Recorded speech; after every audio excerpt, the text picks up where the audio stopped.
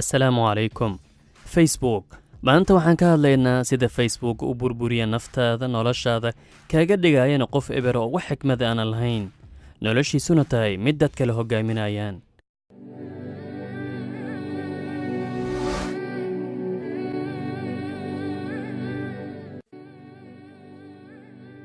marka koobaad waxaan ku jirnaa sabanka social media shabakadaha bulshada waqti ay dabar gooday qayb badan oo ka mid ah qiyamka akhlaaqda iyo dadnimada bani'aadamka ayna soo baxday falsafada isciyaaleynta iyo mas'uuliyad la'aanta. fadeexad aad u weyn ayay ahayd maalin dhow markii ay soo shaxbaxday fadeexadii Cambridge Analytica oo ah shirkad wax saadaaliso.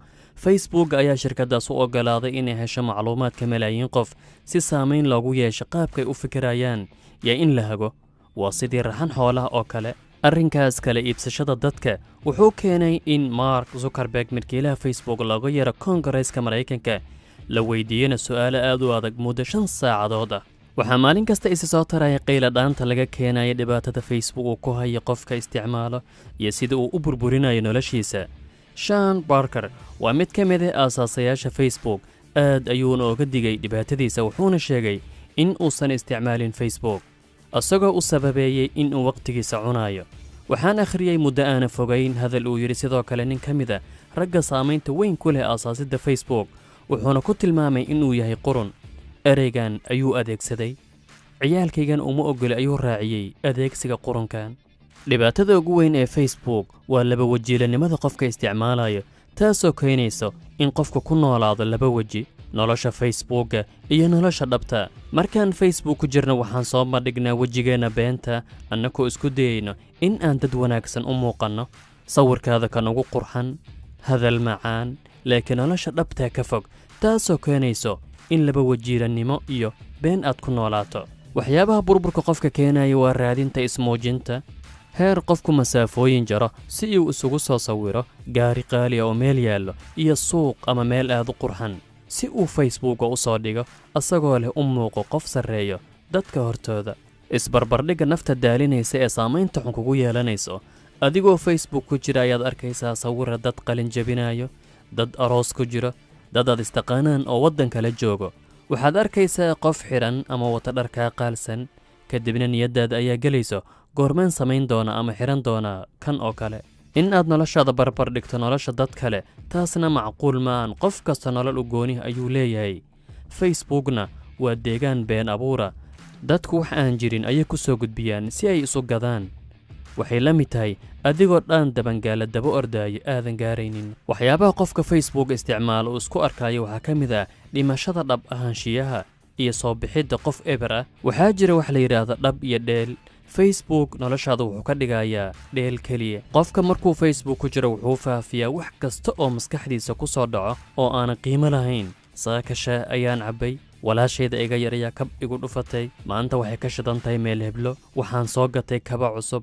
in qofku uu noqdo mid ka fog in uu noqdo qof bani'aadam oo ilaahay caqli siiyey oo aad isu beddasho sidii ciyaal aanan xakamaynaynin ogeyna waxay ku hadlayaan. arrinkaas noloshaada dhabta ama xaqiiqiga saamayn ayuu ku yeelan doonaa weliba aad u xun. maadaama aan Soomaali ahay mowduucigana ku wajahan yahay dad Soomaaliya waxaa laga maarmaanay inaan farta ku riixno boogta si aan u ogaano ceebtana haysato. dadka Soomaalida waxaa aad loogu yaqaanaa dhaqanka wanaagsan. waxaan leenahay qiyam iyo akhlaaqiyad guud oo aan ilaashano. islaamnimada iyo arrimo badan ayaana sababo. laakiin nasiib xumo dhaqankaas wanaagsan dad gabdha u badan ayaa ku tuntay. waxaan qiyaasayaa in aanan dambaabi doonin haddii aan dhaho gabdhaheenna waa dadka ugu badan ee Facebook live soo galo markii dumarka adduunka loo fiiriyo nisba ahaan waddan. soo galitaanka live ceeb ma ahan inuu qofku wax muhiima ka hadlo laakiin waxa dadka qaar sameeyaan waa wax aad u xun. dhaqankeena kuma jirta in gabdhuhu sidaas u hadlaan ayagoo qaylinaya isa soo dhigaan Facebook. waxaa dhaba in ay yihiin qayb yar oo dumarkeena ka mida. waxaan rajaynayaa inay damiirkooda ka shaqaysiiyaan kana fogaadaan arrinkaas. haddii aad ku tilmaamayso xorriyad waxay ila tahay xorriyaddu in ayna sidaas ahayn. Facebook wuxuu kaa dhigayaa qof eber ah. daraasad ay sameeyeen macaahid caalami ah runtii haddama xasuusta macadka laakiin waa hay-ad Jarmal ah ayaa si rasmi ah loogu ogaaday in Facebook doqonnimo laga qaado qofkuna isu beddelayo wax aanan jirin caqli ahaan. haweeney qoraa Maraykana ayaa sheegtay kadib sanado badan in ay Facebook ka tagtay. waxay tiri maanta saaxiibo badan ma haysto waxay ula jeedaa inay ka tagtay kumanaankii Facebook la xirnaa laakiin waxaan haystaa ayay tiri caalam dhab ah oo run badan oo beenta iyo munaafiqnimada Facebooka ka fog. gabar Masaariya oo reer leh ayaa sidoo kale tiri Facebook ayaan isticmaali jiray wax kasta oo maskaxdeeda ku dhacana waan soo gelin jiray heer aan soo qoray ayay tiri xiriirka aniga iyo ninkayga naga dhaxeeyo maalinkaas ayaan ogaaday ayay tiri inaan wadada halaaga cagta saaray Facebookna waan ka guuray. Facebook waa sidii mukhaadaraad oo kale waxay soo baraarugtay waqti qiimaheeda iyo dadnimadeedu dhinteen. Imaam al-Ghazali ayaa dhihi jiray dadku way hurdaan laakiin markay dhintaan ayay baraarugaan. Facebook noloshaada wuxuu ka dhigayaa mid been iyo khuraafaad leh. aad ayaan u naxaa markaan arko qof soo geliyo shay suuqa yaalo hadda soo sawiro kadibna Facebooka soo dhigo si uu u dareemo raalli ahaanshiya naftiisa iyo in dadku like saaraan. waxaa ka sii daran in qofku sirtiisa oo dhan Facebook soo dhigo ayna u qarsoonayn wax sira tafaasiisha hoose ee noloshiisa in qofku Facebook ku faafiyo. waxaa kaloo sii dheer wararka aadan jeclayn ee sida qasabka aad u arkayso.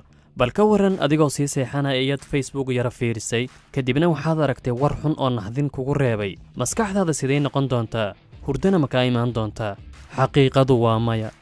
waxyaabaha aadka u xun ee Facebook aad ka dhaxlayso waa yaraanshiyaha xiriirka dhabtee kaala dhexeeya dadka. nolosha caadiga in ehelkaada markaad la joogto Facebook ku foorarto 5 qof haddii hal qol ay wada fadhiyaan in dhammaantood Facebook ay ku wada fooraraan arrinkaasna waa arrin aad u adag dhinaca xiriirka nolosha caadiga. Facebook wuxuu leeyahay barnaamijyo kaa dhigaya sidii ay xarig lagu wado oo kale. kor waxaa lagu soo qoraa ama wallka maxaa maskaxdaada ku jira. daqiiqad kastana notification ayaad arkaysaa like iyo comment.